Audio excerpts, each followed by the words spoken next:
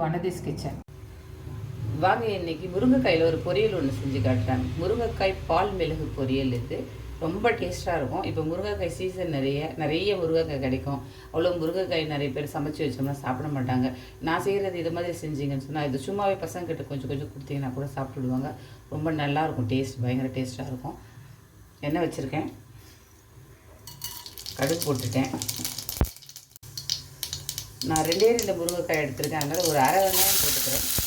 வேறு எதுவும் இல்லை, இது ரொம்ப இன்க்ரீடியன்ஸும் ரொம்ப கம்மி, ரொம்ப சிம்பிளான ஒரு பொரியல், பட் ரொம்ப டேஸ்ட்டாக இருக்கும்.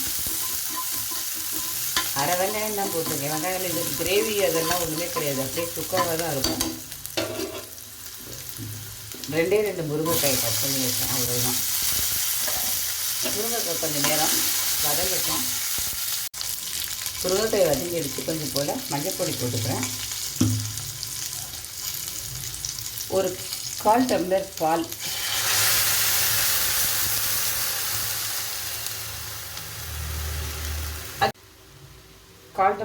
ஊற்றிருக்கேன். கொஞ்சம் போல் தண்ணி சேர்த்துக்கோங்க. முருங்கைக்காய் வேகிற அளவுக்கு தண்ணி ஊற்றிக்கோங்க. தேவையான உப்பு போட்டுடலாம்.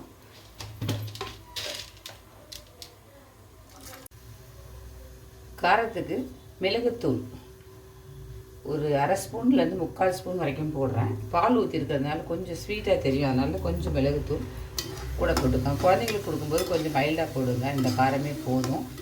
மூடி வச்சு நல்லா வேக வைக்கணும். பால் ஊற்றிருக்கிறதுனால கொஞ்சம் பொங்கி வரும், அதனால கொஞ்சம் போல் ஓப்பன் வச்சு மூடிக்கோங்க, சீக்கிரமாக வெந்துடும். வாங்க முருங்கைக்காய் ரெடி ஆகிடுச்சா பார்க்கலாம். அவ்வளோதான், ரொம்ப சிம்பிள், ஆனால் ரொம்ப டேஸ்ட்டாக இருக்குங்க. இது அப்படியே சும்மாவே சாப்பிட்லாம். இன்னொன்று ரொம்ப ஸ்டைலாக சாப்பிட்ற முருங்கைக்காயின்னு சொல்லிட்டு சும்மா இந்த ப்ரெஷர் மாத்திரை எடுத்து அப்படி சாப்பிட்டீங்க நல்லா டேஸ்ட்டாக இருக்காது. இந்த முருங்கைக்காய் நல்லா மென்று சாப்பிடுங்க. அந்த பாலோடையும் அந்த மிளகோடையும் சேர்ந்து அது இருக்கிறதுனால நம்ம மென்று சாப்பிடும்போது அவ்வளோ டேஸ்ட்டாக இருக்கும். ட்ரை பண்ணி பாருங்கள். ஒன்று என்னென்னா பால் ஊற்றிருக்கிறதுனால கொஞ்சம் லெட்டு போடும்போது கொஞ்சம் ஓப்பன் தான் வச்சுட்டு பண்ணுங்க, இல்லைன்னா பொங்கி வெளியில் வந்துடும். அவ்வளோதான். முருங்கைக்காய் மிளகு பால் கறி ரெடி ஆகிடுச்சு. ட்ரை பண்ணி பாருங்கள். பிடிச்சி நான் லைக் பண்ணுங்கள், ஷேர் பண்ணுங்கள், சப்ஸ்கிரைப் பண்ணுங்கள். நன்றி, வணக்கம்.